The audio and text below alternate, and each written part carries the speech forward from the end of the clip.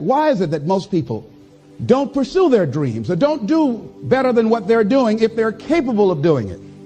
I think that many of us don't go the next step because we don't know what to do yet. And I say that the reason that we don't even explore the possibility of what to do is because subconsciously we don't believe that it can happen for us, and we don't believe that we deserve it. So here's what I'm suggesting. How much time do you spend working on you? How much time do you spend every day working on your dream? In the last 90 days, how many books have you read? In the last year, what new skill or knowledge have you acquired? What kind of investment have you made in you?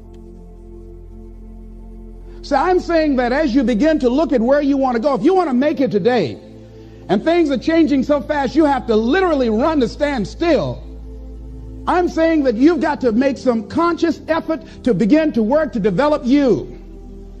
Here's something else. Most people are not living their dreams because of fear, ladies and gentlemen. I was in Columbus, Ohio yesterday speaking for a particular Ohio department. A young lady named Karen who greeted me, who organized the event, very talented, very skillful. And she was talking about she wanted to become involved in the consulting business. I said, why aren't you doing it? I said, you have the abilities. I said, you're not here because they like you. You're here because you're doing the job. You're making things happen. And she came up with all kinds of ideas, but finally she said, I guess I can't see myself doing it. I guess I'm afraid. Fear, limited vision, and lack of self-esteem is what keep most people doing things they don't want to do. I flew from Columbus, Ohio to Denver, Colorado to a major communications company. And the person that picked me up at the airport told me about the fact that the company was planning on having a major downsizing. And they offered some of the employees there an early retirement, and some of them will earn as much as $300,000. And they said, this is the last time that you can take this offer. If you don't do it when we have the downsizing, you might be among those who will lose their jobs, and all you will get is your severance pay. And only 50% of the people who were eligible to take the $300,000 took it. The others were afraid to take a chance on themselves. The others couldn't see themselves beyond that company. They couldn't see life after that company. The same reason that people stay in relationships where they're abused or they're unhappy or it's unfulfilling. They can't see themselves beyond that relationship. They can't see themselves enjoying life without that person. They think that this is all that they can do. The same reason that people get stuck at a certain level in life. They can't see things being better for them. And they think that this is it and this is all they deserve. This is all they've ever seen. It's been passed on to them. And they think that this is it for them. Oh, no. I was looking what Dr. Blanton, Smiley Blanton, who is a colleague of Dr. Norman Vincent Peale, what he said about fear. He said, fear is the most subtle and destructive of all human diseases. Ladies and gentlemen, fear kills dreams. Fear kills hope. Fear puts people in the hospital. Fear can age you. Fear, ladies and gentlemen, can hold you back from doing something that you know within yourself that you're capable of doing, but it will paralyze you. And it seems like you're in a hypnotic spell. And I ask you a question, what is the benefit? What's the benefit of allowing fear to hold you back? What's the benefit of giving up on yourself? Of not stepping out on life and taking life on? What is the benefit for you? What's the plus in that? It's one of the things I had to ask myself. So I didn't want to make any mistakes. I wanted everybody to like me. I wanted to be perfect the first time I did something. It's not going to happen. You're going to make some mistakes. You're going to hurt some folks' feelings. You're going to create some enemies whenever you decide that you want to begin to take life on. You've got to ask yourself, how long am I going to allow this to hold me back? I like what Zig Ziglar says. He said, fear is false evidence appearing real. That is an illusion that we create in our mind. It is a state of mind that can be changed.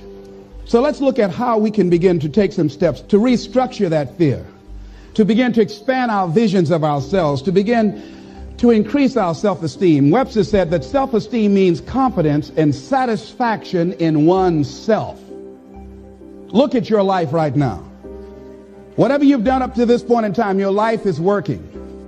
Whatever you have produced, it came out of you as a result of the kind of person that you have become. It's a result of your choices. It's a result of your consciousness. Now you have to ask yourself, are you satisfied with what you have produced? Hey, quick little pause. Hope you're enjoying the video so far. If it's helping you out, I'd really appreciate it if you could drop a like. And if you want more videos like this, feel free to subscribe and join us. Thanks a ton for watching. All right, let's continue. Is this what you want? Would you like for things to be better than this? Do you believe that you deserve better than this? Or are you content? This is it. You don't have to do anything else. That you've already resigned yourself in life and say, well, I'm happy. Are you allowing yourself to get off the hook like that? Or do you believe somewhere in the back of your mind or in your heart that there's some other great work for you to do? There's something else that life has for you.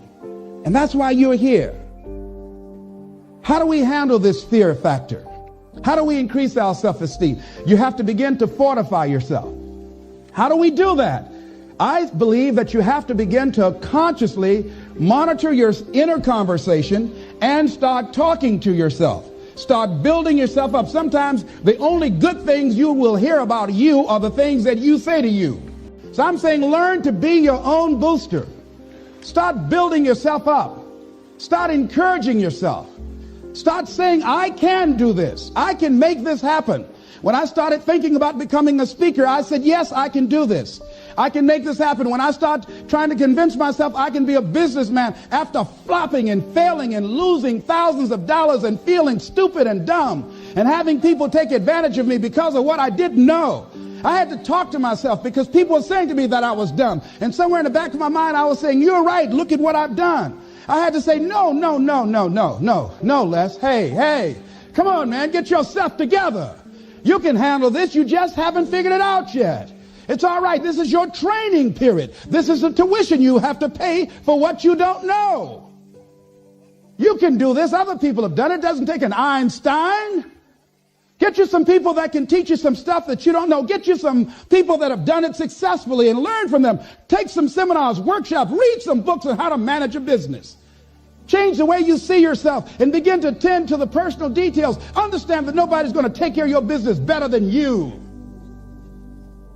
And when I start changing that kind of mindset of beating myself up because of my mistakes, and start looking at the possibility of my doing better, of my making the adjustment that would enable me to do what I want to do successfully, things begin to change.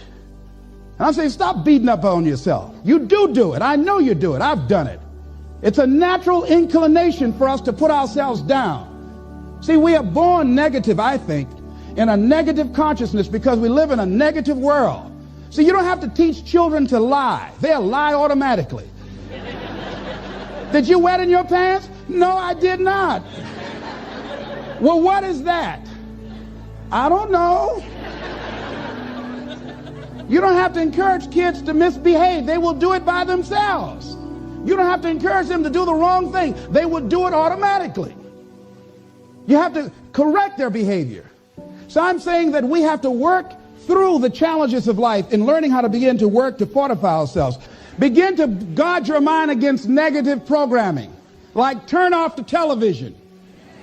Don't watch the news. I think that more people have a sense of hopelessness and anxiety about life. If you look at the news, you cannot feel good looking at the news. You'll be scared to death. You're scared to go to sleep. I mean, it turns your power down. You've got to be conscious of that. Don't pick up the newspaper and read it. No. Just try this. Just experiment with yourself. Now, if your job depends upon you knowing certain things, let somebody tell you just about those things. But start filtering the stuff you allow to come in your mind. You know that song you used to say, don't let nobody bring you no bad news. I tell my staff, look here, don't tell me any bad news while I'm on the road. Let me handle it tomorrow. I don't like anybody to tell me any bad news at night before I go to sleep. I can't do anything about it anyhow. Why let me go to sleep with that on my consciousness? No. No, and my staff, they know that. Say, let it wait till tomorrow. And I have a period of time. Tell me bad news between 10 o'clock and 12 noon. After I prayed and meditated and read my books, I'm fortified, I'm ready to handle it. I deal with them and I'm out of there and I'm going on to something else. So you've got to guard the kinds of things that you put in your mind. See, if you don't program your mind will be programmed, because human beings are goal-oriented. That's why we die of broken hearts early. That's why we're running through life to early grades. We're going through life, ladies and gentlemen. And I think that Henry David Thoreau said that most men live in quiet desperation. Most of us go through life running scared.